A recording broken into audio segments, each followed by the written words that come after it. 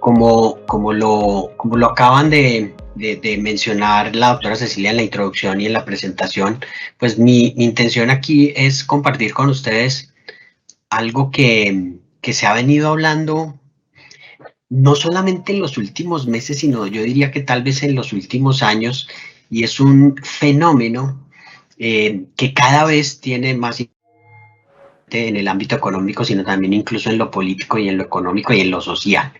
Y es relacionado con los activos virtuales, que yo quise titular el tema activos virtuales no por antojo, sino porque es el concepto técnico que ha venido evolucionando. Inicialmente apareció como Bitcoin, luego como monedas virtuales, luego como monedas digitales algunos, luego como criptomonedas, luego como criptoactivos, pero la última definición técnica es esta, de activos virtuales, y ha sido acogida también de esta manera por algunos organismos internacionales, especialmente por el GAFI, que es el organismo internacional que orienta y promueve la lucha contra el lavado de activos, la financiación del terrorismo y ahora la financiación de la proliferación de armas de destrucción masiva. Ese es tal vez un texto largo para ese título, porque al final se resume en la gestión de este tipo de riesgos relacionados con actividades ilícitas.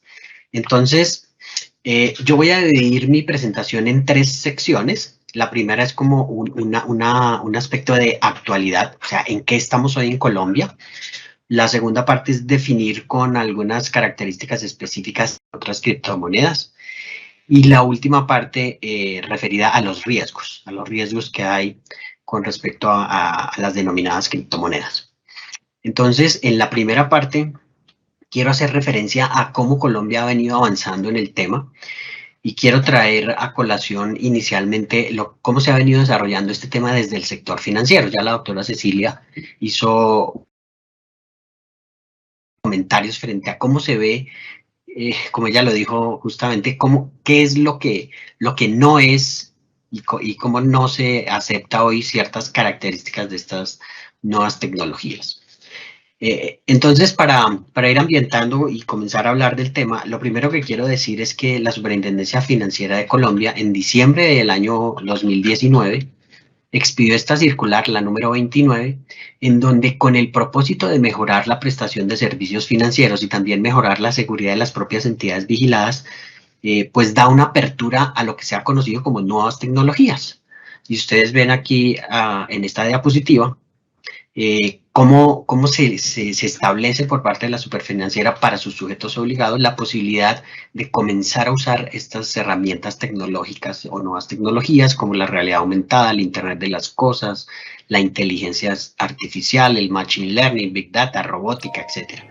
Y destaco blockchain, y la pongo en rojo, porque blockchain es la tecnología subyacente que da origen a las criptomonedas. Y ahorita lo vamos a ir detallando. Entonces, desde ya hay unos conceptos que han venido rondando y que es bueno, al menos desde este enfoque académico, tenerlos claros. Entonces, blockchain es una tecnología que da origen a las criptomonedas, por ahora.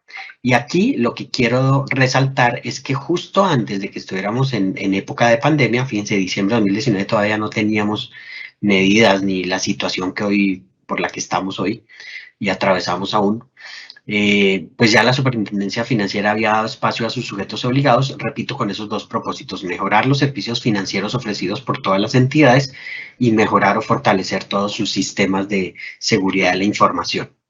Lo hizo también a través de esta circular de manera escalonada, es decir, que las entidades pudieran tener un panorama y un horizonte de cómo estas nuevas tecnologías iban siendo aplicadas de manera gradual.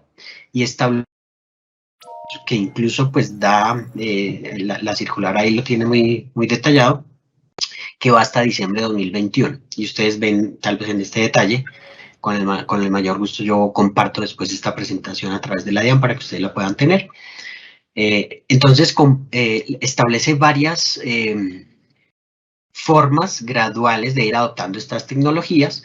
Ustedes ven aquí a unas tal vez ya muy usadas, algunas tal vez fueron necesario implementarlas con todo este tema de virtualidad a razón de la pandemia, A lo mejor otras se quedaron aplazadas, pero desde el sector financiero, bueno, y ustedes, la gran mayoría, que pues son efectivamente empresas que están en el mundo del sector real, muy seguramente ya hacen uso de algunas de estas tecnologías.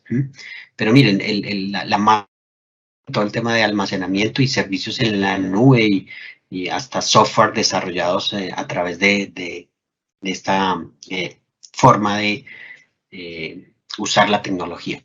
Las APIs, que son también hoy tal vez una de las formas más interesantes que las empresas y los servicios de información pues logran acercar a los sistemas operativos de los diferentes negocios sus productos y sus servicios. Bueno, y ahí está toda la lista. No voy a entrar en mucho detalle porque el tiempo no nos alcanza, pero simplemente dejarles esa idea que ya la superintendencia antes de pandemia financiera había previsto, digamos, la adopción para sus entidades vigiladas. Dicho sea de paso, pues también muchas de estas tecnologías seguramente ya las usan los clientes del sistema financiero, es decir, todo el sector real.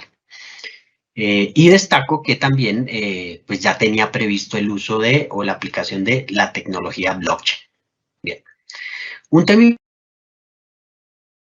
marzo de 2020, el Gafi, que lo hice mención hace un momento, pues publica una guía sobre identidad digital y preciso porque parte de toda la problemática con la adopción de estas nuevas tecnologías y especialmente a raíz de la pandemia, pues se comenzó a entender de una manera diferente la vinculación de las personas. Se acabaron todos los procesos presenciales, los formularios que había que firmar, la huella que había que colocar, etcétera. Y entonces aquí Gafi propone un sistema o una guía mejor de buenas prácticas para incorporar las tecnologías relacionadas específicamente con identidad digital. Y básicamente lo que Gafi propone aquí es hacerse 3 preguntas para tener unas fuentes confiables para validar la identidad de las personas. En Colombia, pues todos sabemos, está la Registraduría Nacional del Estado Civil, que es como la fuente oficial para validación de entidades de colombianos. Entonces, lo que propone esta guía es que usando estas herramientas tecnológicas, pues se tengan o por lo menos se cumplan estos 4 requisitos incorporando estas nuevas tecnologías. El primero, estos 4 pasos, recolectar información a través de medios tecnológicos. Y ustedes ven que hoy, por ejemplo, es muy normal, por ejemplo, capturar a través de códigos de barra, códigos QR, etcétera, la información, por ejemplo, de una cédula de ciudadanía. El siguiente paso sería validar esa información o a través de elementos biométricos. El siguiente paso sería validar esa información, es decir, que existe en esa base de datos confiable u oficial. Entonces, el primer paso de validación es, si verifican la información de Luis Eduardo Daza, sí, es un registro válido en digamos en este caso, en la Registraduría Nacional del Estado Civil. El siguiente paso sería verificar. Y verificar aquí aparece también con una serie de opciones hoy en temas tecnológicos, lo que se conocen como tecnologías vivas o este tipo de tecnologías en donde, por ejemplo, se tiene que girar la cabeza o girar hacia un lado o hacia el otro con el fin de tomar la lectura facial y biométrica de su cara, digamos, de los rasgos faciales, etcétera, y poder verificar que esa persona que yo ya validé, o sea que sí, según un documento es Luis Eduardo, ahora es el que tengo ahí frente a una cámara o frente a un medio de captura de información. Y cumpliendo esos primeros 3 pasos, recolectar, validar y verificar, pues es lo que se conoce como onboarding o los procesos de confirmación o verificación de cualquier trámite o solicitud o vínculo que se está realizando. Entonces, fíjense que marzo de 2020, Gafi propone esta guía de identidad digital que luego es acogida en algunas normas en Colombia. Aparece un segundo elemento que quiero llamar la atención y es un espacio que ha creado la Superintendencia Financiera de Colombia, que lo ha denominado Arenera, y que en términos globales se conocen como sandbox o espacios de regulación controlada, y desde el año pasado, 2020, la Superintendencia venía desarrollando un espacio, recibió 14 postulaciones para comenzar a desarrollar un espacio de intercambio de criptoactivos. Fíjense que lo denomina criptoactivos o activos virtuales. Pues a partir de enero de este año aprobó 9 de esas 14 solicitudes y en este momento estas alianzas, que ustedes las ven aquí en la parte inferior izquierda, estas alianzas hoy están ajustando sus mecanismos y sus procedimientos tanto operativos y tecnológicos para comenzar a ofrecer el servicio de intercambio de activos virtuales, o sea, compra y venta de criptomonedas, así de sencillo. Hoy la superintendencia, digamos que tiene 3 criterios importantísimos antes de habilitar este tipo de iniciativas de intercambio. Primero, el tema de seguridad de la información. Segundo, el tema de protección del usuario financiero. Y tercero, el riesgo de lavado. Esos son como los 3 temas más importantes. Y les cuento porque particularmente pues en mi ejercicio también profesional yo acompaño uno de estos proyectos y hemos venido desarrollando todos los pasos establecidos con esta metodología y muy pronto, por ahí ya han salido algunos medios de comunicación anunciando esto. Pero miren, es un tema que va a cambiar el panorama de los activos virtuales en Colombia. O más que cambiarlo, va a fortalecer, porque de hecho es una realidad que ya se viene dando. En Colombia es el segundo país más importante del mercado latinoamericano de criptoactivos. En esa iniciativa ustedes ven, pues ahí, primero, la participación de una entidad vigilada y segundo, otra entidad que se conocen como exchange o digamos, entidades de negociación, de intercambio de criptoactivos, que algunos son locales, otros son internacionales, pero yo quiero destacar la participación de las entidades locales en alianza con estas otras entidades, que en algunos casos, como por ejemplo Davivienda y Binance, esa alianza, Davivienda por supuesto que todo el mundo conoce Davivienda, no solamente en Colombia, sino en la región, porque especialmente en Centroamérica, con Binance. Binance es hoy tal vez el primer intercambio o exchange del mundo en tamaño de operaciones y en presencia y en número de criptoactivos que permite negociar en su plataforma. Entonces es como si aquí viniera, no sé, el banco más importante del mundo. Bitso también, que está en alianza con el Banco de Bogotá, es tal vez uno de los exchanges más grandes en México. Buda, con el Banco de Bogotá también. Es un exchange chileno, es una compañía chilena que tiene operaciones en 4 países de la región. Y pues en Colombia también tiene ya operaciones desde hace rato. Bancolombia y Gemini igual, es, fíjense, un banco que está reconocido no solamente en Colombia, sino en la región similar a Davivienda, especialmente Centroamérica, con Gemini, que es otro exchange también de talla mundial. Y así sucesivamente. Entonces, lo que quiero mencionarles a ustedes es, miren que esto es ya una realidad en Colombia. O sea, simplemente se están ajustando algunos aspectos y muy pronto, yo diría que en semanas o en menos de 2 meses, estaremos ya en el mercado colombiano con entidades financieras colombianas y en alianza con otras entidades de reconocida trayectoria local o internacional, comprando y vendiendo criptoactivos. ¿A quién? Pues a quien digamos, desee para en este mercado. Y ahorita lo voy a complementar. Ese es el primer tema interesante que la Superintendencia Financiera pues ha desarrollado y ha abierto la puerta en este espacio de regulación controlada que ha denominado Arenera. Y el segundo es un tema que acaba de publicar, fíjense, lleva 10 días, la autorización de un plan piloto para hacer emisión de bonos con tecnología blockchain. ¿Y quién va a participar en este piloto? El Banco de Davivienda, el Banco de la República y el BID. Y entonces, aquí lo que se quiere es usar toda esa ventaja de la tecnología blockchain en un tema financiero. También resalto que es el primer piloto en Latinoamérica que lo que pretende es usar la tecnología en la emisión de un título financiero tradicional. Y por eso pues también está el BID como observador, el Banco de la República como observador. Antes de que comenzáramos esta transmisión, pues yo comentaba algo de estos temas con la doctora Cecilia, con el doctor Gustavo, porque sin duda que la DIAN como autoridad especialmente tributaria, pero de manera y cambiaria también, pues será importantísimo su opinión, su participación en espacios de estos, porque seguramente pues, se va a aclarar cómo es que funciona no solamente la tecnología blockchain como una forma de uso en este caso, sino también las criptomonedas. Entonces, eso por parte de la superfinanciera, fíjense. Dos temas previos. Uno, una circular del 2019 y estos espacios desarrollándose a través de la arenera. Y el tercer elemento importante es la expedición del SARLAF 4.0 por parte de la superfinanciera, es decir, todo el sistema de administración de riesgo de lavado de activos y financiación del terrorismo que fue actualizado con esta circular 27 de septiembre del año pasado. Algo muy importante es que en temas de riesgo, que es el último tema al que me voy a referir, pues el riesgo de lavado tal vez es en donde más se ha hablado de la posible utilización y uso de criptomonedas para lavar dinero. Entonces, con motivo de, no exactamente de este tema, pero sí de toda la evaluación que viene haciendo el riesgo de lavado de activos y las medidas antilavado, pues Colombia fue evaluada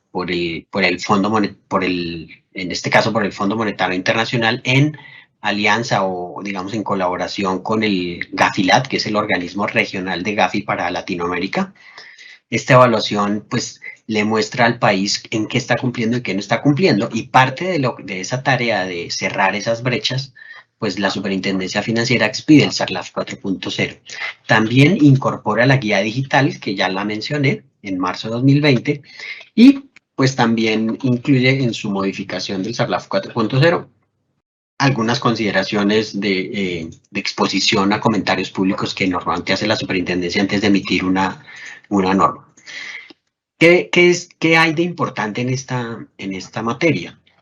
Que la superintendencia financiera le estableció a sus sujetos obligados un año para hacer todos sus ajustes. Es decir, hoy las entidades financieras están en ese proceso de ajuste para cumplir con el plazo establecido.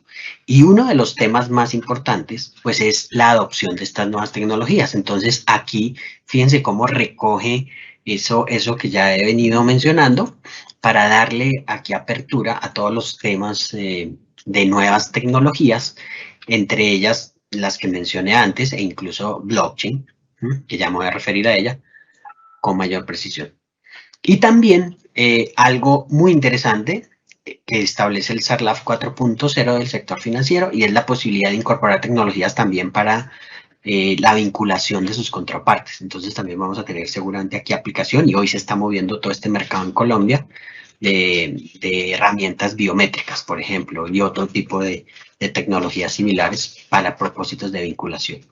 Quiero solo referirme a ese tema en particular. Hay muchos otros cambios del SARLAF 4.0, pero solo quería hacer referencia a ese. Y por otra, digamos que aquí terminamos este primer capítulo de la primera parte. Superintendencia Financiera con 3 acciones muy concretas. Por parte del sector real colombiano también hemos tenido noticias. La Superintendencia de Sociedades también actualizó su sistema de gestión de riesgo de lavado de activos y financiación del terrorismo, lo denominó SAGRILAF 3.0, y lo actualizó con la circular externa 116 del 24 de diciembre de 2020. Yo creo que en varios de los escenarios en los que comparto estos temas, digo que el 24 de diciembre de 2020 será una fecha inolvidable, porque pues primero por la manera como habitualmente nosotros los colombianos y en general en Latinoamérica celebramos la Navidad, que es el 24 de diciembre, pero el 2020 por ser el primer año con tanta restricción y todo lo que hemos tenido que vivir en esta pandemia. Entonces, ese día se expide esta circular por parte de la Superintendencia de Sociedades, que establece un marco de regulación o sujetos obligados, reforma todo el ámbito de aplicación de sus entidades vigiladas. Ahora, recordemos que la Superintendencia de Sociedades tiene una competencia residual, es decir, si hay una empresa que se dedica a la actividad financiera, pues le corresponde la vigilancia e inspección por parte de la Superintendencia Financiera, o es una compañía privada que se va a dedicar a actividades de salud, será vigilado por Supersalud. Pero si no hay otra entidad que de acuerdo con su objeto social tenga una vigilancia específica, pues le corresponde a las supersociedades. Entonces, la gran mayoría de aquellas sociedades que no tienen una vigilancia especial por su actividad, pues le corresponde a la Superintendencia de Sociedades. Entonces, ya La superintendencia tenía unas normas específicas para ciertos sectores, algo que se llamaba el SAGRLAB, o sea, el Sistema de Autocontrol y Gestión de Riesgo de Lavado de Activos y Financiación del Terrorismo, y se actualiza en diciembre de 2020, pero miren la grata novedad. En la manera como se aplican ahora los criterios para establecer el SAGRI-LAF, o sea, muchas empresas hoy están también en ese proceso de implementación de este sistema del SAGRI-LAF. El plazo inicial era abril, pero fue extendido y ahora es hasta el 31 de agosto. Entonces, hoy las empresas, o la gran mayoría de empresas del sector real, de acuerdo con la norma de las supersociedades, están en ese proceso de implementación de este sistema de gestión de riesgo para lavado de activos y financiación del terrorismo, y cambió los criterios. Antes había un criterio general que era de 160.000 salarios mínimos, es decir, cualquier compañía que tuviera 160.000 salarios mínimos de ingresos debía implementar el SAGRLAF. Ese criterio cambia y con la norma del 2020, de diciembre de 2020, se convierte en 40.000 salarios mínimos, ya sea en ingresos o en activos. Entonces hoy muchas empresas, antes realmente digamos que era para un grupo determinado de empresas que cumplieran con este criterio de ingresos. Hoy, pues de 160.000 pasa a 40.000 y ya no es solo ingresos, sino también activos, como lo ven ustedes aquí en la parte naranja de esta diapositiva. Pero la gran novedad es que además incluye una serie de sectores específicos que también están obligados a implementar el SAGRI-LAF, y entre ellos, ustedes lo ven, todas las empresas que se dediquen a servicios de activos virtuales. Digo que para mí es afortunado porque pues es reconocer, y el mismo superintendente lo dijo y lo ha dicho en algunos espacios, es reconocer que en las empresas del sector real, es decir, en Colombia, esta actividad se realiza no solamente por parte de algunas personas, sino también por algunas empresas. Entonces estableció este criterio, por supuesto con un umbral mucho más bajo, 3.000 y 5.000 salarios mínimos para ingresos y activos respectivamente, o transacciones individuales o en cualquier momento en el año de 100 salarios mínimos. O sea, prácticamente cualquier empresa que hoy esté dedicada a los servicios de activos virtuales, pues tiene la obligación de implementar el SAGRI-LAF. Es decir, todo un sistema con una serie de medidas para gestionar el riesgo de lavado de activos y financiación del terrorismo, junto con otros criterios. Tampoco pues me voy a extender en esto, simplemente quiero es dejarles ahí la referencia para que vean cómo este tema cada vez gana un espacio mayor, no solamente desde el punto de vista de lo que ha dicho la Superintendencia Financiera con sus diferentes normas y espacio de regulación de Arenera, y aquí en este caso la Superintendencia de Sociedades. Entonces incorpora un nuevo tipo de sujetos obligados para este tema, y son aquellos negocios relacionados con servicios de activos virtuales. Y algo que sí aclara, que también es como el camino hacia la última parte que voy a hablar de riesgos, es que establece que estos negocios de activos virtuales pues deben tener unas consideraciones especiales de debida diligencia y de debida diligencia intensificada. Es decir, yo tengo que conocer las contrapartes, tengo que saber con quién estoy haciendo contratos, negocios u operaciones, y establecer unos mecanismos para identificar a esa contraparte, para identificar si de pronto se trata de una persona jurídica. Entonces establecer las personas naturales que están atrás de las personas jurídicas, es lo que se conoce como el beneficiario final, y establecer también un monitoreo de transacciones para poder medir el riesgo y tomar medidas más exigentes. Eso es lo que se conoce como la debida diligencia intensificada. Entonces, todo lo que tenga que ver en Colombia, al menos en el sector real, con activos virtuales, debe dársele un tratamiento de mayor riesgo y aplicar medidas de debida diligencia intensificada. Esa es, digamos, como la línea general en estos temas por cuenta de la Superintendencia de Sociedades. Entonces, digamos que hasta aquí es como la primera parte de poner en contexto qué es lo que está pasando. Adicional a todo lo que viene sucediendo en el país, pues hay en este momento un proyecto de ley para aprobar a través de esa ley los negocios de intercambio de activos virtuales, exchange, que en una legislatura pasada pues no pasó, y en este momento pues se está intentando nuevamente. Bien, pasemos al segundo tema. Bueno, ¿de qué es lo que estamos hablando? Digamos que la doctora Cecilia ya hizo una precisión de algunos conceptos de algunas autoridades.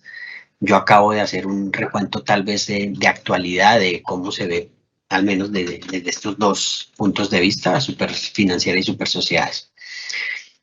Lo que ahora quiero compartir con ustedes es, bueno, hay tres conceptos que desde este interés académico es bueno que quede claro. ¿Qué es fintech? Que se oye mucho hablar de fintech. ¿Qué es blockchain y qué son las criptomonedas? ¿Es lo mismo o es como una subdivisión de cada uno de ellos? Veámoslo. Fintech es, en términos generales, pues toda la aplicación de tecnologías, principalmente a la industria financiera, aunque ha venido tomando otras, digamos, otras acepciones y una aplicación un poco más amplia.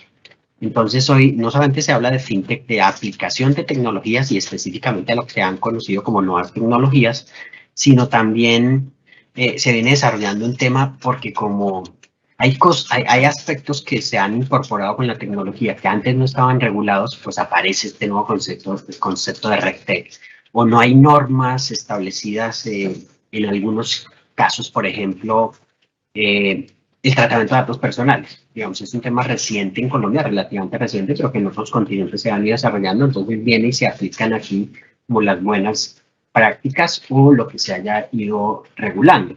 Pero en otros casos aún no. Por ejemplo, temas de banca virtual, temas de crowdfunding y otra serie de temas que aplican nuevas tecnologías y en sus versiones de uso pues no hay ese espacio aún definido legalmente.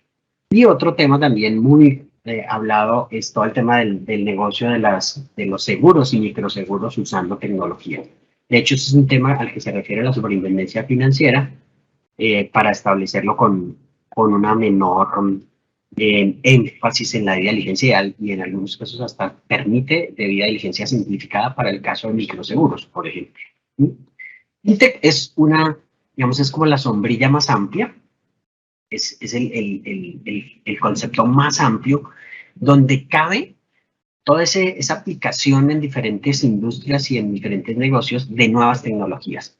Y entre uno de esos conceptos, pues está blockchain. Blockchain y todo el tema de pagos dedicados hoy a esta nueva industria. Entonces, uno podría decir que fintech es como una nueva industria que involucra estas nuevas tecnologías usadas a través de versiones, digamos, de estas nuevas tecnologías. Entonces, ahí está digamos, todo el tema de la banca en línea, todos los monederos digitales, que fíjense que hasta en la banca tradicional cada vez vemos más uso de ese tipo de herramientas. Usted hoy desde su celular perfectamente puede hacer un pedido, pagar un domicilio y simplemente recargar la billetera, además con una facilidad, digamos, intuitiva. Descarga una aplicación en su celular y ya tiene ahí un monedero digital. Entonces, se ha enfocado y el desarrollo principalmente se ha hecho en temas tradicionales de la banca, de la industria financiera, pero con uso de tecnología. Y ustedes ven aquí como este es el panorama en Latinoamérica de en qué más se ha hecho énfasis en la industria fintech. Y ustedes lo ven a la izquierda en la parte de arriba, en donde más se ha visto esa aplicación, es el tema de pagos y remesas en préstamos, finanzas empresariales, finanzas personales y financiamiento. Son como los 5 grandes temas. Y hay otros menores que todavía pues están desarrollándose y están en exploración. ¿Cuáles son? Colombia es un país sin duda protagonista en este tema, junto con Argentina, Brasil y México, respectivamente, porque pues digamos por todas las razones del mercado colombiano, pues la industria fintech hoy es mucho más destacada. Y ahora le vamos a sumar el tema de blockchain. Entonces, para responder esa primera pregunta, no es lo mismo fintech, blockchain y criptomonedas. Pues ya, digamos que hicimos como una caracterización muy rápida de lo que es fintech y la industria fintech. Ahora veamos la evolución de blockchain. Blockchain, digamos que tiene varias etapas. Blockchain no es una tecnología reciente, es más bien el uso de varias herramientas que se han venido desarrollando, se han venido probando y se juntan en un documento que es el que da origen a Bitcoin, que es justo el paper que Satoshi Nakamoto publica en octubre de 2008 y se conoce o se comienza a usar en 2009. El primer bloque, el bloque Génesis, comienza en enero de 2020, es decir, como la primer transacción que se hace con Bitcoin. Pero esto tiene un antecedente, incluso desde el 91, cuando Haber y Stornetta proponen documentos digitales con unas estampas de tiempo a través de unas cadenas de bloques. Lamentablemente, pues estos científicos para ese momento pues desarrollaron esto, no era el momento, incluso patentaron un desarrollo y se venció su término y nunca fue utilizado. Pero luego viene, se va madurando el tema, viene Macias y Sasha con una propuesta en 2002 de confianza descentralizada en la red, que eso también, fíjense que para comienzos de este siglo, tal vez uno todavía no confiaba mucho en lo que hoy confiamos a ciegas, que es el almacenamiento en la nube. Hoy creo que ya todos, también con este tema de la virtualidad y la pandemia, uno almacena una información en la nube y sabe que está por allá en algún lado y confía en que después la va a recuperar. Pero esto comenzando el siglo tal vez no era tan sencillo de entender y de explicar. Hoy todos entendemos que a veces compartimos carpetas y incluso hacemos trabajo colaborativo y que el documento está ahí, ¿cierto? Es todo el tema de la nube. Entonces, estos autores en el 2002 proponen un sistema también de confianza descentralizada en la red, algo similar a lo que hoy funciona con el tema de información almacenada en la nube, que se sincroniza en forma automática con los diferentes usuarios que la comparten o incluso con diferentes dispositivos. Yo a veces puedo subir una foto a una carpeta en la nube y lo tengo directamente también disponible en mi computador. Pero, entonces, pues es la forma de cómo en esa época ya se estaban proponiendo este tipo de desarrollos. Luego viene Hal Finney, que propone algo importantísimo, que es la prueba de trabajo, que es como en la recompensa al esfuerzo que se hace para resolver un problema matemático, que son algoritmos. Y luego viene Nick Szabo con un proyecto muy interesante que es muy cercano a lo que fue Bitcoin, al origen de Bitcoin. Y Nick Szabo propone lo que se llama el BitGold, que era títulos de propiedad descentralizados, es decir, propiedad puesta en una serie de redes de información de manera descentralizada, en donde se iba transfiriendo la propiedad. Y aparece entonces el paper de Satoshi Nakamoto, que es el que consolida, fíjense, todos estos elementos, los consolida en ese documento, propone un sistema de pago digital denominado cadena de bloques o Bitcoin, o basado en esta tecnología de cadena de bloques, que lo propone como Bitcoin. Y aparece Bitcoin en 2009. Y digamos que muchos atribuyen, por eso digo que equivocadamente, el origen de blockchain en el paper de da origen a Bitcoin, pero ya se habían trabajado algunos temas de alguna manera, eran como la evolución de esta tecnología de manera preliminar, pero se consolida con el paper que da origen a Bitcoin. Entonces, blockchain es la tecnología y Bitcoin es como el primer uso o forma de uso o versión de uso de esta tecnología que se propone como un sistema de pago digital. Y ya, digamos, en lo reciente, pues es simplemente cómo esto ha venido generando, digamos, manifestaciones sobre todo en el mundo financiero y económico. Y algo destacado, pues es el índice de la Bolsa de Nueva York, que ya se estableció en 2015 para Bitcoin, ¿sí? Y otras criptomonedas. Entonces, blockchain viene siendo la tecnología que da origen a Bitcoin, ¿sí? Pero fíjense que tuvo una evolución. Hoy los expertos hablan de que blockchain, podríamos hablar de 3 versiones de uso de blockchain. La versión número 1 o blockchain 1.0, que es todo el tema relacionado con criptomonedas y Bitcoin como primera expresión de uso. Luego, blockchain número 2, que son contratos inteligentes y especialmente enfocados a eso, a la parametrización de ciertos algoritmos en donde unas contrapartes se comprometen, unas a realizar, otras a pagar seguramente, ¿sí? Bueno, como sucede en los contratos reales, pero parametrizados bajo un lenguaje y si se cumple, pues automáticamente la red lo que hace es cumplir con eso establecido. Entonces, contratos inteligentes. Y hoy, la versión 3.0 de blockchain, que tiene que ver con otro tipo de usos y aplicaciones, que en Colombia ya tenemos algunos ejemplos de aplicación de blockchain 3.0, especialmente en temas públicos. Por ejemplo, la Agencia Nacional de Tierras ya ha desarrollado un proyecto para gestionar la titularidad de los predios. La Procuraduría General de la Nación para contratos públicos relacionados, por ejemplo, con programas de alimentación. La Alcaldía de Bogotá en algunos otros aspectos. En fin, o sea, aquí en Colombia ya vemos algunos ejemplos de uso de esta tecnología blockchain 3.0 y la que acabo de mencionar, justo la que acaba de avalar como piloto la Superintendencia Financiera para hacer una emisión de bonos eh, bajo esta tecnología. Entonces, cuando estamos hablando de blockchain, podemos referirnos a dos cosas. A la tecnología en forma general, ¿sí? O ya lo vamos a ver, a las redes que se conforman para desarrollar una determinada propuesta. ¿Sí? Ya lo aclaro.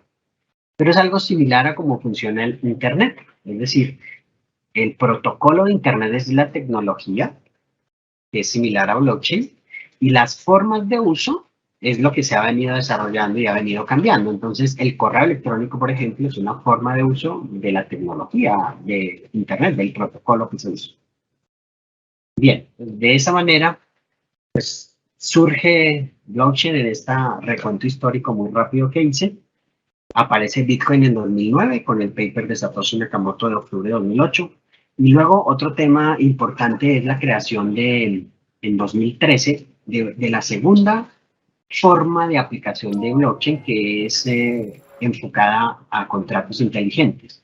Y para desarrollar esta segunda forma, pues su creador, Vitalik Buterin, propone una blockchain que es la de Ethereum.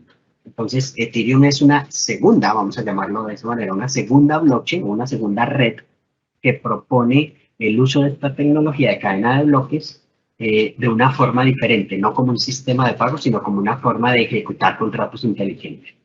Y digamos que esas son hoy las dos grandes ramas o, digamos, versiones de uso de las criptomonedas. Por un lado, como una forma de pago y por otra, como administrador o gestor de contratos inteligentes a partir de Ethereum y muchas otras que han venido apareciendo.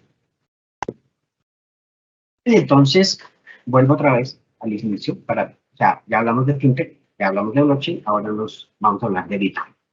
Entonces, lo que propone Nakamoto en su paper es crear un sistema resolviendo varias problemas y juntando varias características de la tecnología.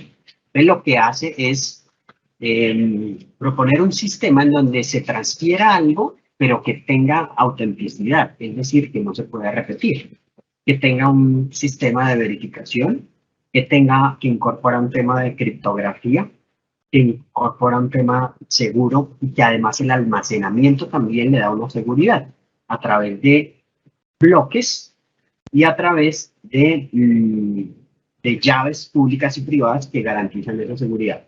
Y otro tema muy importante de la tecnología es el almacenamiento de forma descentralizada, algo así como lo que hoy ya conocemos, que es muy familiar, el tema del almacenamiento en la nube, y es que se va copiando la información en tantos dispositivos como tengan acceso. Aquí es algo similar.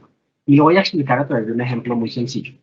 Bitcoin entonces funciona en donde alguien le envía a otra persona algo electrónicamente, digitalmente mejor, ¿sí? Y comienza a tener sentido porque no se puede repetir. Si, por ejemplo, como lo voy a hacer, esta presentación se la comparto, digamos, a José Antonio y él a su vez se las comparte a ustedes, pues fíjense que si mi archivo es el original, ya al enviárselo a José Antonio, ya deja de ser original porque es una copia, pero no va a saber si es copia o es original, porque yo guardé en mi equipo el primer archivo que hice y él ya va a tener unos segundos. Y si a su vez se lo envía a ustedes, digamos que vamos a tener, no sé, 300 archivos que parecieran ser originales. Aquí la tecnología lo que asegura de la manera como está diseñada el protocolo es que no se puede duplicar. Ese fue algo que también que se resolvió a través de todos los papers, que era lo que se conoce como la teoría del doble gasto, es decir, que yo no me pudiera gastar doble vez o más veces un mismo, digamos, un mismo valor. Pero definitivamente para entrar a este mundo es necesario pues contar con el sistema financiero tradicional, ¿sí? Porque comienza a tener valor, a ganar valor, y es necesario intercambiarlo por las unidades de valor reconocidas legalmente. Es decir, si yo quiero comprar Bitcoin o tener Bitcoin, pues necesariamente tengo que entregar pesos y a cambio recibo Bitcoin, ¿sí? Entonces aparecen estas figuras o exchange o intercambios, y pues de esa manera se puede hacer ese paso entre la moneda local y la moneda, la criptomoneda. Voy a explicarlo de una manera sencilla. Y aquí a la izquierda ustedes ven como las principales características. Pues lo primero que sucede es que hay un problema que hay que resolver. ¿Quién lo debe resolver? Pues las diferentes nodos o computadores que están conectados a una determinada red. O sea, ¿cómo se conforma esto? Con validación a través de computadores. Entonces, supongamos que aquí el primer reto que se le pone es una operación matemática, vamos a simplificarlo de esta manera, y el reto es saber cuánto es 2 más 2. Y cuando se resuelve ese problema, pues hay un consenso. Es decir, si más de 3 personas dicen que 2 más 2 es 4, esa es la respuesta correcta. Y aquel que diga que no es 4, sino es 3, pues le vamos a decir, no, está equivocado, verifíquelo, ¿cierto? De esa manera es que se establece el consenso y lo que se llamaba la prueba de trabajo o de esfuerzo. Es decir, hay una carrera por resolver primero ese algoritmo, ese problema, y quienes primero lo resuelven tienen una recompensa. ¿Sí? Bien. Ahora, ya el ejercicio para transferir Bitcoin lo vamos a explicar de la siguiente manera. Vamos a suponer que Doris le va a transferir Bitcoins a Carolina. Eh, pero Doris necesita de Carolina a dónde lo quiere transferir. ¿Sí? ¿Dónde es su cuenta bancaria? Vamos a llamarlo de esa manera. Entonces hay dos formas. Carolina tiene que darle a conocer a Doris su cuenta bancaria, su billetera, su depósito para almacenar, su dispositivo para almacenar, que son dispositivos virtuales, por supuesto. Entonces, tiene dos opciones, de enviarle un código alfanumérico de X posiciones o un código QR como el que está ahí. Y esa sería su llave pública. Es algo así como si yo le pido el favor a Gustavo que, Gustavo, ¿en dónde tienes tu cuenta bancaria? Entonces él me dice, no, en la vivienda. Ah, ok, entonces dame tu cuenta de ahorros que yo te voy a consignar un dinero que te debo, vamos a suponer. Entonces ya con la cuenta bancaria, pues yo ya sé que le tengo que transferir a la vivienda. Aquí Carolina saca su llave pública y dice, esta es mi billetera. ¿Listo? Doris, ¿qué hace? Captura esa información. Es decir, toma su llave pública y lo gestiona desde su cuenta, desde su billetera. Es decir, para poder enviar tiene que ponerle su llave privada. Y es algo similar que funciona hoy también en nuestro mundo financiero tradicional. Si yo quisiera enviarle un dinero a Gustavo, él me pasa su número de cuenta de vivienda, yo le digo a mi banco, por favor, transfiérale 500,000 pesos a Gustavo a este número de cuenta. Y le doy la orden a mi banco. ¿Qué hace mi banco? Se va a un sistema centralizado, que es ACH, hace la compensación entre los bancos y a veces pues se puede demorar un fin de semana, depende de la hora y los ciclos con el que se hace en la banca tradicional, o puede ser muy rápido y en 2 horas ya Gustavo tiene los 500,000 pesos que le envié. Aquí sucede algo similar, simplemente Carolina con su llave pública se la envía a Doris, Doris la captura, ya tiene la llave pública de Carolina, o sea, ya tiene la cuenta, la dirección a donde va a enviar, le pone el monto, por supuesto debe tener fondos suficientes, le dice enviar, y cuando le dice enviar, bueno, por supuesto tiene que usar su llave privada, que es en este caso, yo para enviarle a Gustavo, yo tengo que entrar a mi plataforma del banco, digitar mi clave, según el sistema de seguridad que tenga mi banco, y le digo enviar. Cuando dice enviar, pues lo que hace es lanzar un problema a esa red. Y entonces los primeros que resuelvan ese algoritmo, pues tendrán su recompensa. Entonces fíjense cuál es la diferencia. Aquí es una red, un nodo de computadores que están conectados en ese mismo lenguaje, usando ese mismo protocolo, y que están validando la transacción. Aquí, por supuesto, simplemente para efectos académicos, ya no es 2 más 2, sino es otro problema de un mayor nivel de complejidad, y es 33 por 33. Entonces, el que resuelva acertadamente este algoritmo, pues lo publica, todo se sincroniza en el libro. Por eso se llama también la tecnología del libro distribuido. Es que todas las transacciones se están anotando, todas, absolutamente todas, y van quedando secuencialmente registradas y validadas. Y cuando ya el consenso valida que esa es la respuesta correcta, 1089, pues queda registrado y validado. Entonces, de esa manera, pues ya Dori le transfiere a Carolina el Bitcoin que establecieron y ya Carolina lo va a ver reflejada en su billetera. De esa manera es que funciona, y espero haber sido claro con el ejemplo, Bitcoin, es decir, una forma o una propuesta de pago digital a través de una unidad de cambio que se llama Bitcoin. Que tiene unos sistemas de seguridad, unas llaves públicas, unas llaves privadas, un protocolo, un consenso, etc. Bueno, eso es lo que acabo de explicar aquí. Entonces, hay un sistema de seguridad a través de llaves criptográficas, se va almacenando la información en bloques, es decir, hagan de cuenta que es como un container que se va llenando con datos y llega un momento en que se cierra y esa tapa que cierra el bloque es la primera del siguiente bloque. Entonces va quedando como una cadena, ¿sí? Va quedando un eslabón enganchado con el otro eslabón. Y luego se vuelve a llenar el siguiente bloque de datos, se cierra y ese va a ser la primera parte del siguiente bloque. Y así sucesivamente. Se valida en consenso, se almacena de manera centralizada, se valida en línea. Esto es importante para el tema de riesgos, que es la última parte, y es el pseudoanonimato. El pseudoanonimato es la posibilidad de que se puede saber quién es el titular dependiendo del tipo de activo virtual o del servicio virtual que se esté usando. Eso en términos equivalentes es, si yo en alguna parte por ahí en la red encuentro un número de cuenta de la vivienda, pues esa es la forma más fácil de encontrarlo. Es público, ¿cierto? Pero yo no sé de quién es esa cuenta. Entonces se conoce una parte. Aquí pasa lo mismo.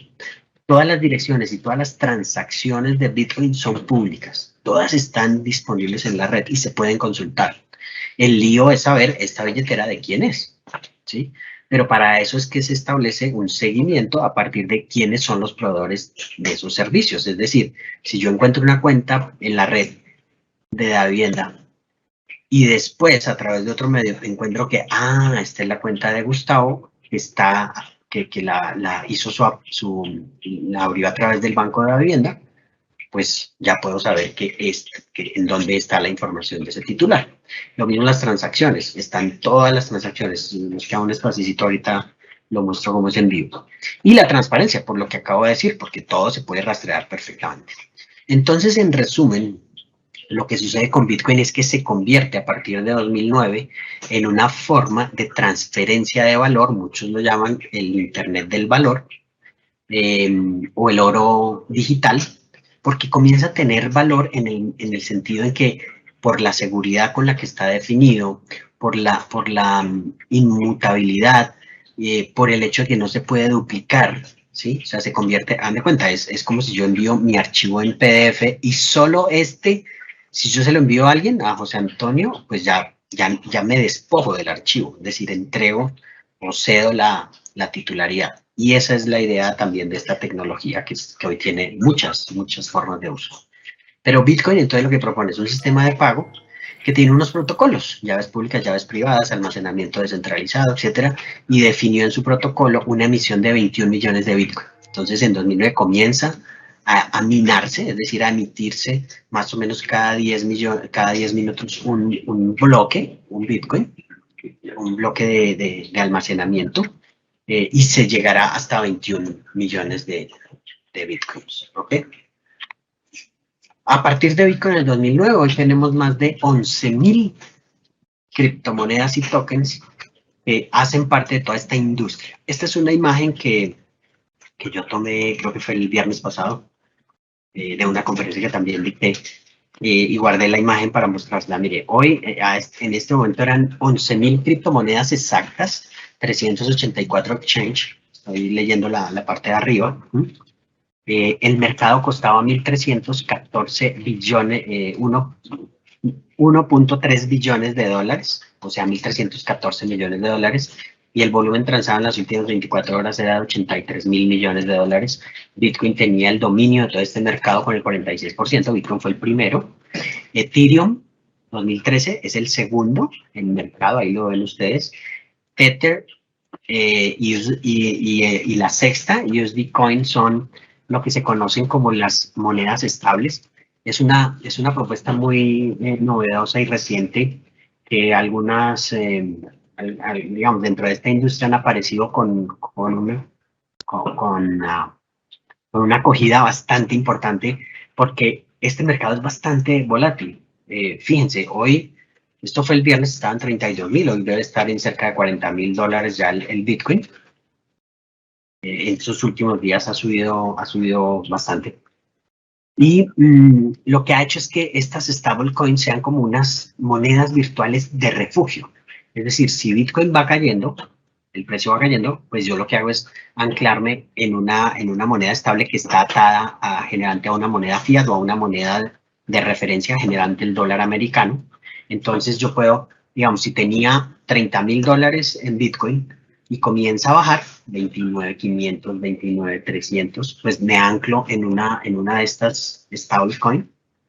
Entonces guardo ahí 29.000 dólares, sigue bajando, llega hasta 25.000, pero yo mantuve en esta stablecoin 29.000 y luego vuelve a subir y comienza otra vez a recuperar su valor, 29.500, 29.800, pues me vuelvo a pasar a Bitcoin y vuelvo otra vez en esta. Entonces ha sido muy interesante la creación de estas stablecoin porque son monedas estables atadas a una moneda, digamos, tradicional o como la que conocemos. Se han usado generalmente monedas fuertes o canastas de monedas.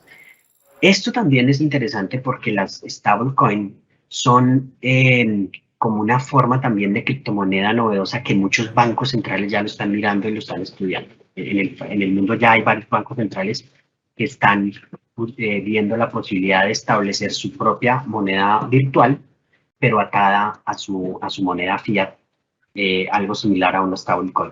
Entonces, hay bancos centrales, sobre todo en Europa, que ya están haciendo esa tarea. Este es el mundo de las criptomonedas. Repito, son más de 11.000. Déjenme, voy a apurar solamente aquí en un minuto a hacer la consulta. Hoy, ¿cuántas hay? Esta es ya la consulta en línea. Esta fue una presentación que hice el viernes. Hoy, 11.064. ¿Lo ven aquí en la esquina izquierda? 11.064 criptos. Se denominan altcoins, o sea, formas de criptomonedas o de tokens. 389 exchange, creo que no ha cambiado. 1.5 billones de dólares. 119.000 millones de dólares vale el mercado y 47% de Bitcoin. Mire, hoy están en 38.000, el viernes estaban en 32.000.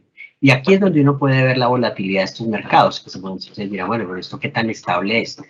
Es muy volátil el mercado porque precisamente es una tecnología que ha tenido, digamos, se comporta como cualquier activo, ¿sí? Tiene elementos técnicos y fundamentales que afectan la cotización de su precio, pero fundamentalmente como está atado a la tecnología, pues lo que ha hecho que su precio suba y baje es principalmente elementos tecnológicos y elementos de regulación. Entonces, por ejemplo, aquí, cuando subió y llegó casi a 20.000 dólares en diciembre de 2017, pues uno de los grandes factores para que subiera su cotización es, por ejemplo, que la bolsa de Chicago comenzó a aceptar futuros de Bitcoin. Y luego viene toda una caída, viene época de pandemia y a partir de más o menos julio del año pasado comienza esta escalada alcista. Llega aquí a 37.000 dólares, casi duplicando el anterior récord de 20.000, de casi 20.000. Y vuelve y tiene una corrección, vuelve y sube, vuelve y corrige, vuelve y sube, llegó casi a 65.000 dólares.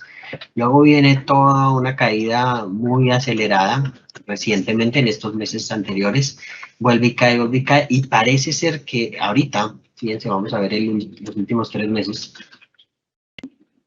pues parece que ya como que según los analistas de todos estos mercados ya hay un soporte en el precio del mercado y bueno, comenzamos a ver parece ser una nueva subida, a ver hasta dónde llega. Muchos expertos antes de este fenómeno, ahora de estos meses, decían al comienzo de este año que el Bitcoin, la proyección que tenía Bitcoin es que para finalizar este año seguramente iba a estar entre 100.000 y 120.000 dólares. Hoy estamos en 38.000. Miren, el comportamiento en los últimos 3 meses ha sido muy rojo, o sea, caída. Y en el último mes, muy verde, es decir, ha recuperado. Bien.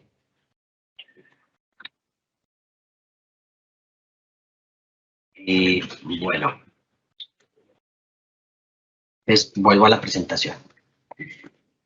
Este es el comportamiento que acabamos de ver, simplemente lo vimos en vivo. Entonces, es como cualquier mercado, ha tenido subidas, bajadas, comportamientos políticos también, comportamientos legales. En algunos países se ha declarado ilegal, muy pocos en el mundo, en otros no se ha definido. Aquí también parte de la subida, seguramente algunos que a mí le han seguido la pista a todo este mercado, pues obedeció a la compra de 1.500 millones de dólares de Elon Musk, el dueño de Tesla, y luego se cayó precisamente porque criticó la minería, la manera como se minan las criptomonedas usando energía no renovable, cosa que ya ha sido desmentida y más o menos el 60% hoy de la minería se hace a través de energía limpia. Y bueno, ahí estamos. O sea, es un tema, es como cualquier mercado. Digo yo, solo que con una mayor volatilidad, que ha tenido una evolución, fíjense, no es 10 años, realmente han sido los últimos 3 o 4 años donde se ha dado esa volatilidad y ese incremento en el mercado y la aceptación y el conocimiento que cada vez se da con mayor fuerza. Este es el comportamiento, tal vez se ve un poco más claro a través de las velas japonesas. Cuando la vela es roja, quiere decir que el mercado está a la baja, y cuando el mercado es verde, es mercado al alza. Entonces, fíjense, la última semana ha sido más un mercado rojo, el último año ha sido más un mercado verde. Claro, el último tiempo ha sido más rojo, y todo el tiempo, fíjense que ha sido más verde. ¿Sí? O sea, más de y digamos que quienes actúan en todos estos mercados, si el propósito de llegar a este tipo de mercados de largo plazo, el comportamiento es alcista. Bitcoin, como dije antes, en algún momento tiene un mercado de 21 millones de Bitcoin. Estamos en 18.7 millones de, de Bitcoins emitidos. La trazabilidad se puede hacer totalmente. Esta es una estadística de las billeteras de Bitcoin. Esto quiere decir que hay 19 millones de billeteras que tienen entre 0 y 0,0.1 Bitcoin, que se conocen como Satoshi, las unidades. Y hay solo 3 billeteras que tienen entre 100.000 y 1 millón de Bitcoin, que representan 19.101 millones de dólares. Esta es la estadística para el viernes pasado. Pero se puede conocer perfectamente la trazabilidad de cada una de estas billeteras, que eso es también interesante, es parte de la transparencia de este sistema. Es lo que decía antes, que uno podría, si yo tuviera la cuenta si esto fuera público, que como lo es en blockchain, pues uno puede tener toda la trazabilidad de las operaciones. Esta billetera, déjenme, voy un segundito aquí también con lo que a esa página. Esta es la página en vivo, lo otro que estábamos viendo era la diapositiva. Aquí, hoy siguen siendo esas mismas 3 billeteras, ahora tienen 22.587 millones de dólares, pero aquí yo puedo ver perfectamente la trazabilidad de las operaciones de esta billetera, ver cuándo se creó, cuándo hubo depósitos, cuándo hubo retiros, a quién le consignó, a quién le retiró, a quién le envió. Es todo perfectamente trazable. Y esto es lo que usan las autoridades hoy en día para hacer rastreo y búsqueda de Bitcoin a través de actividades ilícitas. Espera un segundito a ver que esto nos deja verlo.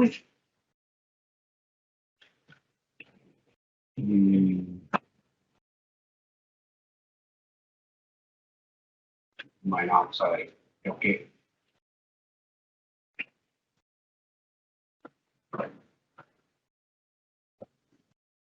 bueno, ahorita volvemos. W mientras carga aquí pero es perfectamente rastreable. Esto también lo quería decir porque es importante que ustedes sepan que si alguien quiere lavar a través de Bitcoin, pues va a ser muy fácil rastrearlo realmente. Y las autoridades y digamos, sobre todo en nuestro país, en nuestra región, ya se vienen preparando y adquiriendo los software necesarios para hacer ese seguimiento. Voy a adelantarme a la minería y volvemos para mostrarles cómo se puede perfectamente rastrear. La minería tiene dos funciones fundamentales y es validar las transacciones e ir creando los nuevos bloques. ¿Qué es la minería? Pues simplemente son computadores que se conectan a una red y comienzan a validar ese protocolo. Es como cuando uno decide crear una cuenta de correo electrónico. ¿Dónde la quiere crear? Ah, Yahoo, Hotmail, Gmail, etc. Pues simplemente se une a esa plataforma, descarga y ya puede comenzar a usar la cuenta de correo. Aquí, la minería son computadores que se conectan a las redes y comienzan a validar y a minar.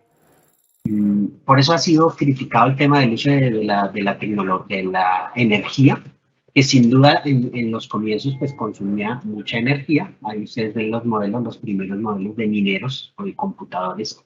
Hoy son verdaderas granjas, son bodegas que están dedicadas a validar y a minar las diferentes criptomonedas.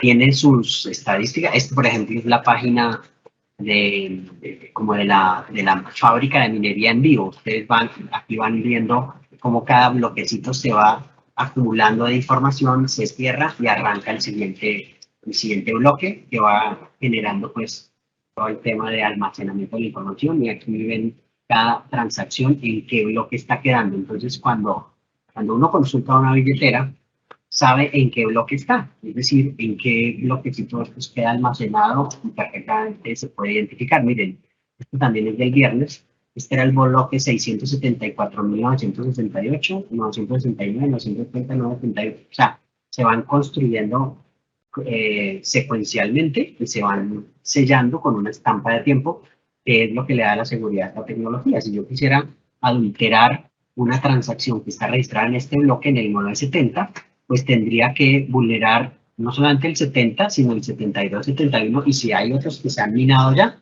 pues tendría que buscar o tener esa gran capacidad de cómputo para llegar a alterar si es que me interesa modificar alguna de las transacciones que están registradas en este bloque.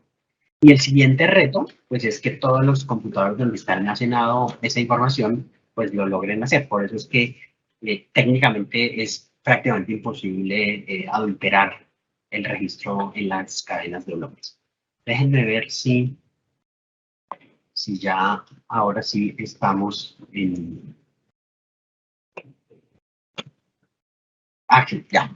Mire, entonces ya llegamos aquí a... Esta era una de las, creo que era una de las top 3. Entonces aquí uno puede ver perfectamente el comportamiento de esta billetera. Esta billetera tiene un saldo de 288.126 Bitcoin, que equivalen a 11.470 millones de dólares. Esta es la llave pública. Si alguien le quiere consignar Bitcoin, pues ahí está. Esta es la llave, el número de la clave pública en formato QR o en formato de alfanumérico. Esta es la dirección de esa billetera. Y uno puede aquí rastrear perfectamente el comportamiento. Esta es toda la historia de esa billetera, desde que se crea, ¿sí? Aquí el 18 de octubre del 2018, aquí tiene un depósito, luego un retiro, luego algunos depósitos pequeños, no pasa nada, hay un retiro, hay otros depósitos pequeños, en fin. La línea azul que están viendo aquí es en Bitcoin y la línea roja es en dólares, el equivalente en dólares. ¿Sí? Bueno, esa es la forma de rastrear. Ah, bueno, y por ejemplo, si yo quiero ver alguna operación, aquí está el número de bloques, ¿no ven? Entonces aquí este bloque es el que tiene una de las transacciones que aparecen aquí registradas. Entonces, por ejemplo, si yo quiero verificar un retiro aquí, este retiro en esta fecha, pues voy y lo ubico aquí, digamos que es en este bloque, y ahí está la transacción registrada en ese bloque en particular. Ahí está. Esta billetera registró aquí una transacción de, bueno, exactamente de no sé cuántos Bitcoin, 0.001122.117 Bitcoin. Esa es la manera como quería mostrarles cómo se puede rastrear perfectamente cualquier operación en Bitcoin, en cualquier red. Y también se puede verificar cómo se van almacenando los bloques. Entonces, la minería, que es uno de los temas que mencionó la doctora Cecilia, pues es algo que también ya hubo un concepto de la DIAN en Colombia, que todos los ingresos provenientes de minería son grabables. Ese es uno de algunos de los conceptos que ya la DIAN ha emitido. Bien, ¿cómo se almacenan? Voy a agilizar un poquito, que ya se me está acabando el tiempo. Pues hay dos formas. Una es almacenamiento de billeteras en caliente o en frío. En frío quiere decir que no tienen ningún contacto en línea, o sea, con internet. Y entonces son aparatos o dispositivos como una USB, donde simplemente usted simplemente los acumula y los mantiene ahí. Parte de lo que ha pasado en estos meses, en estas recientes semanas, dicen los expertos que han aparecido Bitcoin que se había, de hace unos 6 años, que se habían almacenado en billeteras frías y comenzaron a tener movimiento en el mercado. Entonces, personas que tenían una gran cantidad de Bitcoin acumulados y comenzaron aprovechando el precio a salir al mercado. Sí, claro, imagínense a lo mejor personas que en 6 años, en 6 años yo creo que el Bitcoin estaba por ahí en menos de $1.000 o $1.000 y hoy está en 38.000, pues han multiplicado por 38.000 o por 37.999 su valor. Entonces, eso es parte de lo que afecta al mercado hoy de esta criptoactivo. O en caliente, que se puedan almacenar desde dispositivos en celulares o a servicios que se encargan de custodiar y almacenar este tipo de criptoactivos. ¿Qué se puede hacer? Pues lo que se hace normalmente hoy con cualquier bien representativo de valor.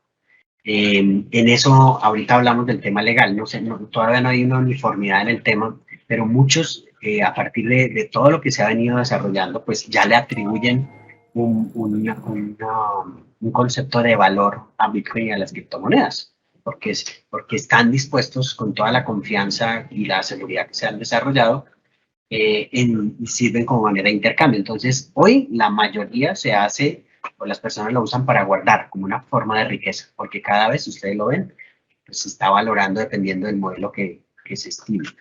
Por supuesto que en lo que yo les mostré hay más de 11.000 propuestas y hay muchas que como todos los días aparecen, también desaparecen. Entonces son propuestas, son propuestas de pagos y en general propuestas financieras de desarrollos en la misma tecnología que es blockchain para que el mercado acepte o no este tipo de propuestas. Otra es la forma de inversión. Hay personas que lo guardan o comienzan en el día a día a intercambiar. Hay servicios ya muy estructurados de trading y hay personas que se dedican a trading y hay empresas que se dedican a trading, es comprar y vender en diferentes mercados, incluso haciendo arbitraje entre diferentes mercados. Eso es algo que también pasa mucho en Colombia. Hay empresas que están comprando en Colombia y vendiendo fuera de Colombia y luego reintegran las divisas y vuelven y hacen lo mismo. Por eso es que también hay que tener mucha transparencia y unas buenas medidas para no hacer ver, porque también es una forma también, una tipología de lavado de dinero. Entonces, aquí mi recomendación para estas empresas, y por eso también apareció el SAGRILAB del sector de super sociedades, es establecer unos buenos protocolos, establecer unas buenas medidas de diligencia para que no parezca lavado, porque hay figuras de lavado que hacen exactamente eso. Tienen dinero ilícito, lo sacan a otra jurisdicción y vuelven y lo reintegran y le siguen dando vueltas para seguir lavando el dinero. Entonces hay que tener cuidado ahí. Otro para el uso, para compras, ya hay muchas empresas en el mundo que han abierto sus puertas a recibir Bitcoin. Hoy muchas empresas colombianas también ya lo están haciendo, por lo menos con la norma de super sociedades tienen, digamos, una garantía o por lo menos una norma, un marco legal que les permite tomar medidas de gestión de riesgo y mitigarlos en el caso de que interactúen con este tipo de operaciones, pero muchas ya hoy están pensando en aceptarlo como una forma de pago. Y claro, por supuesto, muy atentos a lo que se vaya definiendo de manera legal. Entonces, por eso estos espacios me encantan porque en la medida en que más se divulgue el tema, pues hay mayor claridad para todos, tanto para quienes desean o quieren interactuar en este mercado, como para los reguladores, para las autoridades, etc. Y o transferir dinero. Bien, ¿Cómo funciona? Pues yo diría que lo relevante aquí son los exchange y los servicios de proveedores de activos virtuales, que son, así lo definen los estándares internacionales, que son aquellas entidades que propician todo este mercado, ¿no? Las plataformas y sus formas y sus maneras de fomentar esta industria. Lo más importante, repito, los exchange. Entonces, si uno quisiera llegar a este mundo, pues el primero y el que yo recomiendo son los exchange. Son estas entidades que han sido establecidas para tener ese medio de intercambio entre la moneda local y la moneda y la criptomoneda. Y miren, yo les decía Binance, este es también tomado el viernes del 21 de julio. Binance hoy es el número uno en tamaño y de volumen de operaciones como exchange y número de criptomonedas, ¿sí? Pero hay muchos otros, hay 380 bueno, hoy hay 389, o sea, 5 más que esta gráfica. Y ese sería como, digamos, el primer mecanismo que uno pudiera tener y mitigar un poco el riesgo. Ir a entidades que están legalmente establecidas o por lo menos en cada país donde actúan tienen unas reglas y unas condiciones. Y también se han venido estableciendo como buenas prácticas el desarrollar procedimientos de debida licencia, es decir, que establezcan requisitos para abrir cuentas y para descargar sus servicios. Eso en Colombia es lo que se está haciendo a través del espacio de regulación controlada que mencioné al inicio por parte de la Superintendencia Financiera. Otra forma es esta plataforma muy conocida, Local Bitcoins, que pues es una forma, es como un mercado libre para poder tener acceso a muchos compradores y muchos vendedores que se reúnen en esta plataforma. Entonces usted simplemente abre su usuario, le piden una serie de información y la persona que quiere vender pues entrega, digamos, la plataforma lo que hace es recibir los Bitcoin como en forma de garantía mientras recibe el pago en moneda local a cambio de, digamos, a la contraparte con la que cierra el negocio. Y lo mismo, el que compra, pues hasta que no reciba la confirmación del pago del vendedor, no libera los Bitcoin para que esa persona lo reciba. Entonces es como un mercado libre, para llamarlo de alguna manera, y es muy, muy conocida esta plataforma. Otra forma es a través de los cajeros automáticos, ¿sí? También en Colombia ya existen, hay en diferentes ciudades. Colombia, si ustedes lo ven aquí en este mapita que yo tengo ahí, mire, Colombia es de los países más activos en el mercado. Fíjense solamente por tamaño de cajeros. Hay 26 en Bogotá, 7 en el eje cafetero, 5 en esta parte de límites con Venezuela. Mientras que Panamá, 17. En Centroamérica, por ejemplo, apenas 5, 2, en México, algunos otros. Colombia es de los países más activos en este mercado. Y también sirve como instrumento de pago, entonces también hay plataformas como esta, como XPay, que muestran dónde, en qué locales, qué servicios reciben pagos a través de criptomonedas con unos dispositivos como unos datáfonos, en donde usted se autentica, da su clave, su llave pública, su llave privada, perdón, así en el ejercicio que hicimos, y simplemente le descargan de su billetera y paga un café o paga tiendas deportivas o lo que quiera. Y esta es otra plataforma donde usted puede encontrar muchos servicios según a donde vaya a estar, ¿sí? Bien, la pregunta, ¿son legales o ilegales? Pues hay un concepto que ha surgido con el tema a partir de, a raíz del Bitcoin y es alegal. Y alegal se ha hecho referencia a una situación en donde ni es legal ni es ilegal. O sea, es una zona en donde está por definirse. Y pues como ustedes ven en este mapa mundial, son muy pocas las jurisdicciones que lo han declarado ilegal. En nuestra región solamente Bolivia, en Bolivia está prohibido el Bitcoin. Y pues obviamente cualquier otra criptomoneda. Pero en general, pues nuestro continente tiene como de tiene de todo. Jurisdicciones de legalidad, jurisdicciones de prohibición y jurisdicciones donde se está definiendo. Colombia es un país de esos, ¿no? Que todavía estamos ahí en esa definición legal. El Salvador, ustedes seguramente lo han escuchado, hace poco está pendiente de reglamentar la ley que convierte a Bitcoin en una moneda de curso legal y que todo el mundo, por lo menos en El Salvador, está obligado a recibir Bitcoin como forma de pago de sus obligaciones. Y hay una excepción, siempre y cuando pues, no tenga las herramientas o los mecanismos tecnológicos, pero en general debería ser aceptado. Está pendiente de desarrollarse esa ley, pero es un país que ya es tal vez el primero que lo declara como moneda legal en una propuesta bastante innovadora y digamos que, bueno, hoy los ojos están puestos en El Salvador para ver cómo evoluciona el tema. En Colombia, pues ya la doctora Cecilia hizo una muy buena introducción al tema. Ya nos recordó que el Banco de la República ha dicho que no se puede considerar el Bitcoin como moneda legal, perdón. La superfinanciera con varias cartas circulares ha dicho y le ha instruido a sus instituciones que pues es un activo de riesgo y por lo tanto le ha prohibido a sus entidades vigiladas algunos verbos, entre ellos intermediar, custodiar, etcétera, criptomonedas. La Superintendencia de Sociedades ya lo vieron, la DIAN pues, también ya hizo alusión a algunos de sus conceptos, se ha pronunciado en temas de considerarlo como patrimonio y además los ingresos derivados de la minería pues también son gravables. Y el Consejo Técnico de la Contaduría Pública en Colombia también hizo una precisión del registro.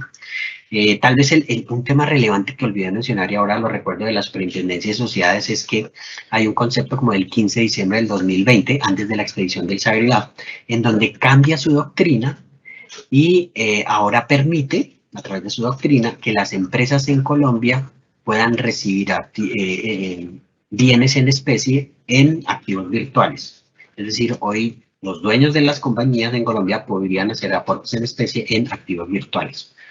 Por eso también es una de las categorías que luego incorporan el Sagrilab en la circular de diciembre de 2020. Viene el tema de los riesgos y con esto estoy terminando mi presentación. ¿Se dice que Bitcoin puede ser usado para esquemas Ponzi? Sí, claro. Por supuesto que sí, está ya documentado desde hace varios años en documentos regionales como este de tipologías de lavado de activos por Gafilat. Y efectivamente, pues es porque han sucedido en Colombia también, hemos tenido varios esquemas desafortunados de pirámides o esquemas Ponzi, en donde a las personas son engañadas. Aquí también hay que hacer una labor pedagógica de que no se dejen engañar, de que no nos prestemos, que seamos suficientes, que no nos dejemos llevar por ese dinero fácil que tanto daño nos hace en la sociedad colombiana y nos ha llevado a muchos otros fenómenos.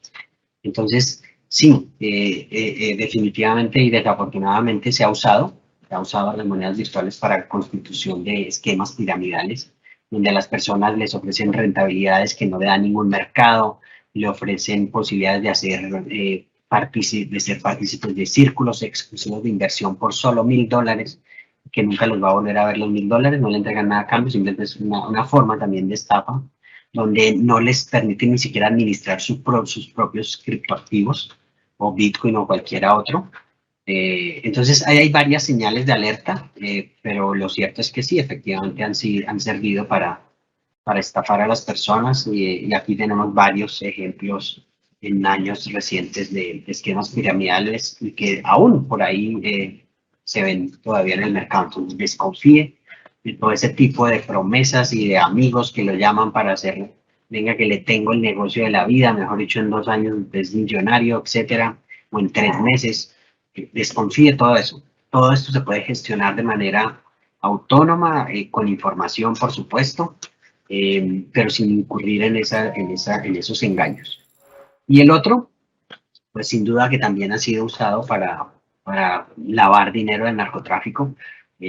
Yo lo que sí digo y lo he mencionado en varios escenarios es que las personas o quienes estén asesorando o los delincuentes de las organizaciones que toman esta decisión, pues es una peor, digamos, es una decisión errada porque tarde que temprano todo está quedando rastreado ahí. Fíjense esa billetera, tal vez de las más ricas en este momento en Bitcoin, pues ahí está perfectamente rastreable cualquier operación. Entonces puede que no, y en 2 años, en 5 años, pues perfectamente tendremos la tecnología y de hecho ya hay varias software muy interesantes que rastrean ese tipo de operaciones. Entonces, sin embargo, sigue siendo para lavar dinero de narcotráfico.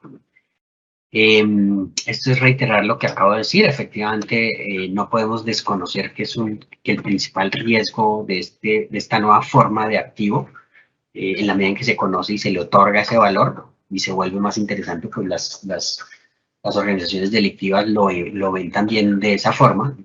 Surge como una alternativa para lavar dinero, igual que otras que ya se conocen. Tal vez las más tradicionales, lavar dinero a través de dinero en efectivo, ojalá divisas, dólares u otra moneda, o utilización de personas que se prestan para cobrar giros sin que sepan quién es el que remite, por ejemplo, o empresas, las famosas empresas de fachada, o negocios de comercio exterior muy de la mano con fenómenos de exportaciones ficticias o importaciones ficticias, o digamos carga contaminada con dinero, con droga, etcétera, ¿sí? De eso ahí sigue siendo un mecanismo para las organizaciones delictivas. Pero aparecen estos dos novedosos, el tema de intangibles, que ahí ya se eliminan todo ese problema de controles aduaneros, etcétera, y se vuelve tal vez un poco más difícil para las autoridades. Y aparece ahora este nuevo relacionado con los criptoactivos. Entonces, sin duda, es parte, digamos, de esta evolución tecnológica, pero también de los retos que hay que asumir, ¿no? Entonces, hay que establecer esos mecanismos. Parte de eso, pues Gafi, vuelvo y aparece Gafi en el escenario, pues ha venido haciéndole seguimiento a este tema desde 2010, casi desde que nace Bitcoin. Recuerden que Bitcoin nace en 2009. Gafi ha venido emitiendo guías y documentos técnicos desde 2010, 2013, 2014, 2015, 2019, 2020, 2021. O sea, casi que todos los años, ¿sí? Porque ha estado muy pendiente de la evolución de estos temas relacionados con inicialmente Bitcoin, luego criptomonedas y ahora activos virtuales. Ahí está la definición de para Gafi de lo que es un activo virtual. Y en esta imagen que está en el home de la página de Gafi, pues muestra cómo a partir de todo el avance que han tenido las autoridades, este es el ejemplo de un ransomware, que el fraude fue de 8 billones de dólares, pero al final los delincuentes solo se quedaron con 100 millones de dólares gracias a todas las acciones de las autoridades en esta línea roja que se ve ahí atravesada en el círculo, por el rastreo de las billeteras y de los proveedores de servicios de activos virtuales. Eso que les mostré ahí muy rápidamente que se puede rastrear. Y también hay software que ayudan en eso. Entonces, miren, aquí a la derecha hay software que ya se han desarrollado para examinar, por ejemplo, aquí todo lo que recibe una billetera. Entonces, mide, busca, rastrea como todo está disponible, qué tanto riesgo tiene esa billetera de recepción de criptomonedas con origen ilícito o qué tanto ha enviado. Entonces ahí les aparece a ustedes un indicador de riesgo. Por ejemplo, si ha tenido exposición con otras billeteras relacionadas con delitos, con ciberdelito, con cibercrimen, con pornografía infantil, con venta ilegal de drogas, de armas, etcétera, o con conexión a la red oscura o a la deep web. Entonces ya hay software que hacen eso, esto lo usan las autoridades, lo usan también algunas entidades del sistema financiero, tal vez todavía no en Colombia, pero yo creo que ya lo están evaluando por lo menos estas entidades que están en el espacio de regulación controlada de la superintendencia. Y por supuesto que se pueden rastrear, entonces fíjense, aquí hay una manera de cómo con los hash, son las identificaciones de las transacciones, se pueden identificar en qué billetera está, en qué exchange o por qué exchange han pasado, y perfectamente las autoridades lo pueden rastrear. ¿Sí? Y ordenar pues las medidas respectivas para poder identificar y hasta congelar esos recursos. Entonces, así es de que, pues digamos, la buena noticia es eso, que ya también no solamente se ha desarrollado toda la industria, sino que también pues tenemos herramientas para combatirlo. Así es de que muchísimas gracias, muy amables.